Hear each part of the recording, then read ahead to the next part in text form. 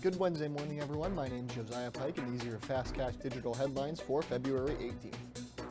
Now, in this morning's top headline, a PFD worth $0. That's what you may have heard some political leaders say. That's what you'll be receiving this year. When we asked lawmakers in charge, they say it's just not true. This started last week when the House Finance Committee took the governor's $3,600 PFD out of the budget. Finance leaders say Alaskans will get a dividend. They just need to discuss how much as they build the final budget. And the House Committee chair says it's likely to be between $800 to $1,400. In a video posted Tuesday, the lieutenant governor accused, quote, Juneau Democrats of betraying Alaskans. The PFD didn't really get zeroed, it got removed for later discussion. So in 5 of the last 8 fiscal years, this exact same thing happened. There are members who would prefer to start at zero. We don't yet know exactly where the budget is going to take us, but I can tell you as a rural legislator, I'm aspiring for the most that we can get in the PFD this year. And it's got to meet affordability and sustainability sort of requirements. The Fairbanks North Star Borough is updating its 20-year plan and wants to know what you think. The plan guides the borough and its development going forward. Issues like land use, transportation, and economic development are all covered. The survey is now on the borough's website.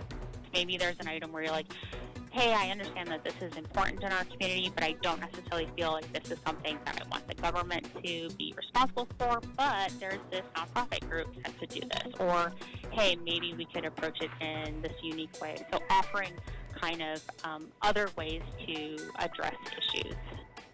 Survey is open until the end of February. Finally, the LaFrance administration is introducing an ordinance to the Assembly that would transfer the city-owned old Nordstrom building in downtown Anchorage to the Development Authority. And that ordinance was discussed at Tuesday's Assembly meeting, where Mayor LaFrance used part of her mayor's report to champion the proposal. LaFrance told Alaska's News Source before the meeting that she viewed it as, quote, really exciting step for revitalizing downtown, and echoed that sentiment later on.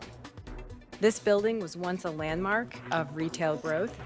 Today, this vacant property represents a critical opportunity to reinvest in Anchorage's urban core.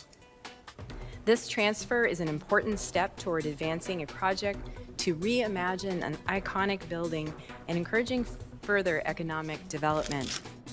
A further discussion on the ordinance was rescheduled to the Assembly meeting on March 24th, so the Downtown Community Council could discuss it at their meeting on March 4th. Now, updates on these stories and more can be found on our website, alaskasnewssource.com. Thanks for tuning in this morning, and have a great Wednesday.